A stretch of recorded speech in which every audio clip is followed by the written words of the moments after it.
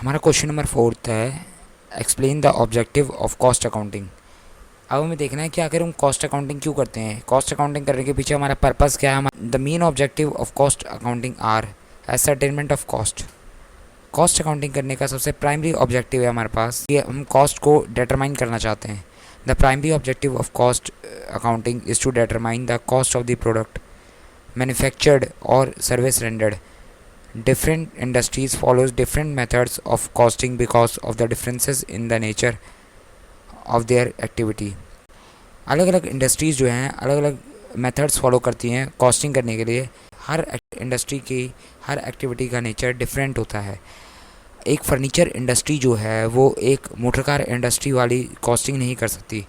उसी तरीके से एक मोटरकार वाली इंडस्ट्री जो है एक ट्रांसपोर्ट इंडस्ट्री की कॉस्टिंग को फॉलो नहीं कर सकती। तो हर इंडस्ट्री की कॉस्टिंग के रूल्स अलग होते हैं, मेथड्स अलग अलग होते हैं, प्रिंसिपल्स अलग अलग होते हैं। तो वो हर इंडस्ट्रीज़ जो हैं अपनी अपनी रिस्पेक्टिव एक्टिविटीज़ के अकॉर्डिंग जो है अपने अपने मेथड ऑफ कॉस्टिंग डिसाइड करती है। सेकंड हमारा ऑब्जेक्टिव है control and reduction of cost. Cost accounting aims at improving profitability by controlling and reducing cost. Cost accounting का एम होता है कि इम्प्रूविंग करें अपनी प्रॉफिटेबिलिटी को। कोई भी बिजनेस करने का एक मेन मोटिव क्या होता है कि हम प्रॉफिट कमाना चाहते हैं। तो प्रॉफिट जितना इंक्रीज़ होगा उतना हमारे लिए अच्छा है। तो कॉस्ट अकाउंटिंग का भी एम यही होता है कि हम अपनी कॉस्ट को कम से कम कर सकें और जो है अपने प्रॉफिट को ज़्यादा से ज़्यादा बढ़ा सकें। तो प्रॉफिट को कंट्रोल करना और रिड्यूस करना ताकि जो है हमारी प्रॉफिटेबिलिटी इंप्रूव हो सके, यही कॉस्ट अकाउंटिंग का मेन एम होता है। Cost control and cost reduction, इन दोनों के बीच भी डिफरेंस होता है, वो हम आगे समझेंगे कि इन दोनों के बीच क्या डिफरेंस होता है। For this purpose various specialised technique like standard costing, budgetary control, inventory control etcetera. Cost accounting की पर्पस को पूरा करने के लिए, यानी पर्पस क्या है, प्रॉफिटेबिलिटी को इम्प्रूव करना, यही कॉस्ट अकाउंटिंग का पर्पस है। और वो इम्प्रूव कैसे होगी, controlling and reduction of cost. तो उसके पर्पस को पूरा करने के लिए कई सारे स्पेशलाइज्ड टेक्निक्स हैं जो कॉस्ट ने बता रखी हैं, जिसमें से एक है standard costing, budgetary costing, inventory costing, और भी कई सारे टेक्निक्स होती हैं, वो हम आगे जा चल के अपने चैप्टरों में देखेंगे। This objective of cost control and cost reduction is becoming increasingly important in the present scenario because of growing competition in the business world. आज के टाइम पे जो हमारा ये ऑब्जेक्टिव है कॉस्ट कंट्रोल एंड रिडक्शन, ये बहुत इंपॉर्टेंट हो गया है। पहले के मुकाबले तो कई ज़्यादा इंपॉर्टेंट हो गया है, क्योंकि आज के सिनेरियो में जो है बिजनेसेस के बीच कंपटीशन बहुत ज़्यादा बढ़ गया है। आपने देखा ही होगा कि जो 2015 की बात करूं मैं, 14-15 की, इंटरनेट जो है बहुत महंगा आता था, लेकिन आज की डेट में देखो आप, इंटरनेट दुनिया में सबसे सस्ता इंटरनेट कहाँ पर है, इंडिया के अंदर, क्योंकि कंपटीशन बहुत हाई है। आप किसी भी फील्ड में देख लोगे, पहले जो है एंड्रॉयड फ़ोन जो है 10,000-15,000 से नीचे के नहीं आते थे, लेकिन आज के टाइम पे आपको 4,000-5,000 में भी एंड्रॉयड अच्छे खासे एंड्रॉयड फ़ोन देखने को मिल जाएंगे।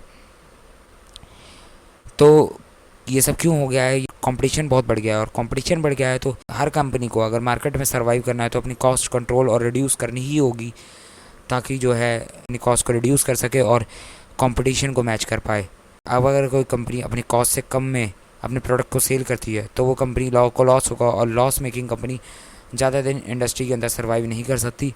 इसीलिए आपको अपनी कॉस्ट को कम करना होगा। आप अपनी सेल प्राइस को नहीं बढ़ा सकते क्योंकि कंपटीशन इतना ज़्यादा है मार्केट के अंदर, तो आपको अपनी कॉस्ट को ही कम करना होगा। थर्ड हमारा ऑब्जेक्टिव है to provide information for decision making. Cost accounting aim at providing information for various managerial decision. Cost accounting जो है हमें कई सारे डाटा प्रोवाइड करवाता है, जिसके बेसिस पे जो ऑर्गेनाइजेशन के मैनेजर्स हैं वो कई सारे डिसीजंस लेते हैं जो इम्पोर्टेंट होते हैं ऑर्गेनाइजेशन के लिए। तो उस डिसीज़न को लेने के लिए हमें इन्फॉर्मेशन प्रोवाइड करवाता है हमारा cost accounting.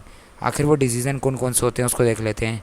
Whether to make और बाय अ कंपोनेंट, मतलब क्या हमें प्रोडक्ट को खुद बनाना चाहिए या फिर जो है आगे से बाई करके उसको सेल कर देना चाहिए। या एक कंपनी जो है कार को असेंबल करती है, लेकिन वो देखती है कि मुझे जो हम असेंबल करने के लिए पार्ट्स अलग अलग जगह से लेते हैं, उसको लगता है कि वो पार्ट्स जो है उसको महंगे पड़ रहे हैं।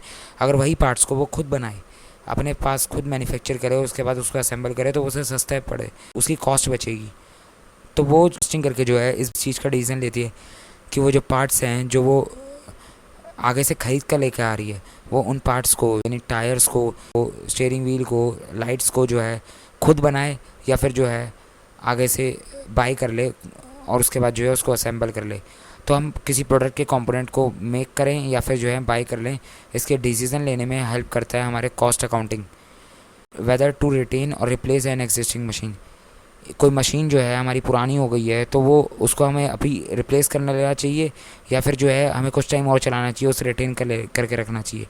इन सब को के डिसीज़न लेने में भी हमारी हेल्प करता है हमारा cost accounting.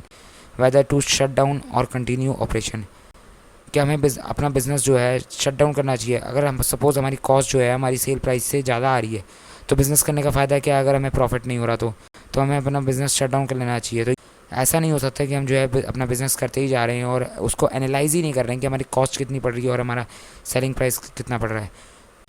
Determining of selling price.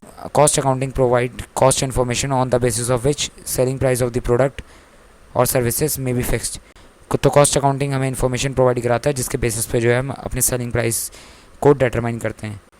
Determination of break even point. Break even point का मतलब आपको पता होगा, नो प्रॉफिट नो लॉस, मतलब एक ऐसा लेवल जिस पे जो है कंपनी को ना प्रॉफिट हो रहा है ना लॉस हो रहा है।